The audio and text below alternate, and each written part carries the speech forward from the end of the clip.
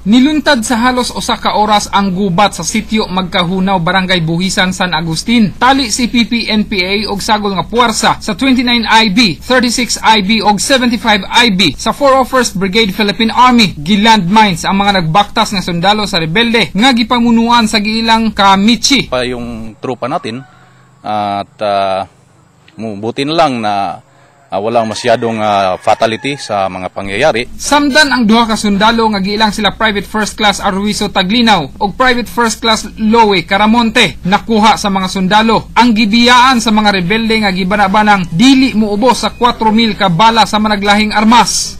Gawa sa sagol-sagol nga bala sa M14, M16 o garan. Na-recover pod sa militar ang upat ka anti-personnel landmine, usa ka machine gun, mga wires, blasting caps, o kini nga mga butang na recover sa militar dihang pasibat na ang mga rebelde human sa engkwentro.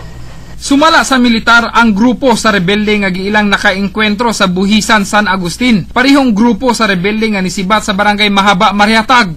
Pero andun pa rin kami. Ito dinadala namin dito para i-turn over sa may mga otorisado na maging safety ang buhay nila at siyempre kinakandakan namin ito ng investigasyon kung kaano katatuo yung yung presensya nila doon sa loob. Wala pa'y opisyal nga pahayag gipagawas ang NDF-NPA sa insidente. Rog Cultura, Patrol sa Caraga.